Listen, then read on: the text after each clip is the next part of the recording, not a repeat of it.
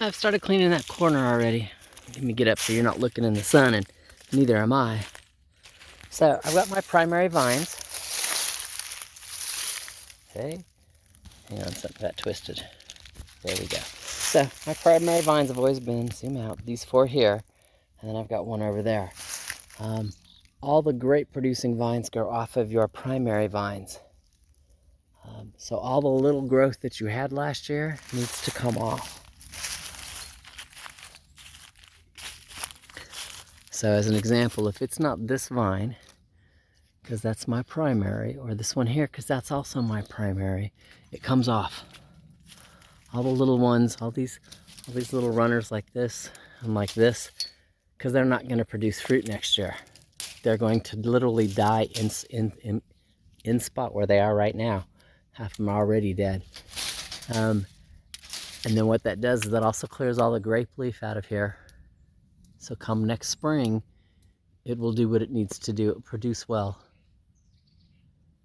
So let me keep on cleaning on. I'll show you something in a minute when I'm done, and all of that mess will look like this corner, just the primary vine.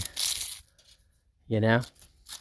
None of the oak leaves that have fallen in it, none of the dead grapevines, and you know, none of that stuff. So it'll produce grapes, or healthy grapes next year.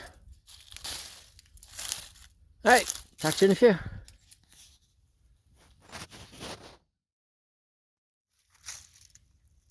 3:45, just in time.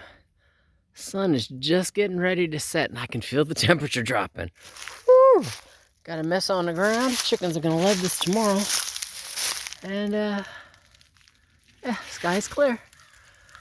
Primary vines, you can tell they're, how do I say this? Fine ones. They're fat, they're large, and every place there's a nub is where they produce grape and or a new vine.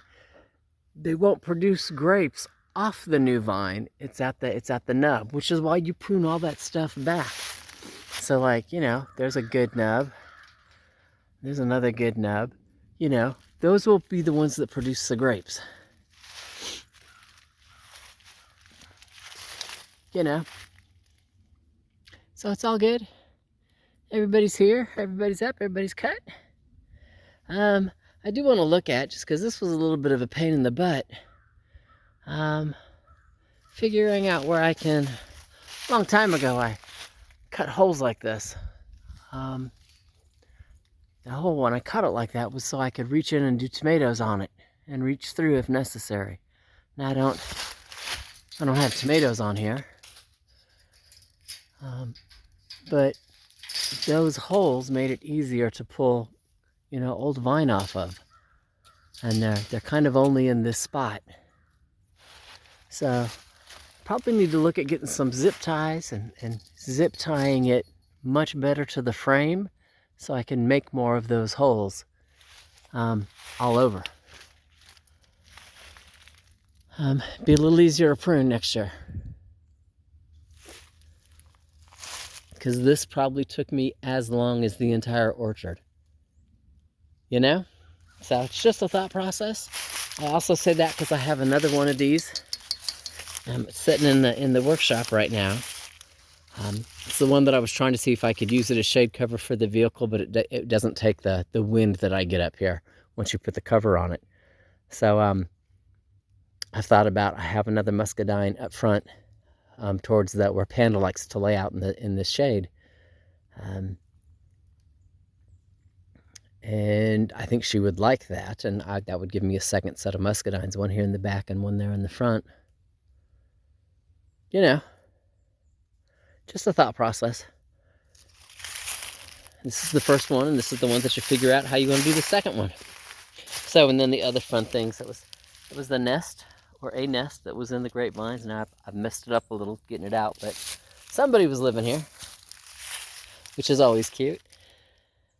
And I'm not rambling. I need to go put tools away. Go ahead and give the chickens some mealworms.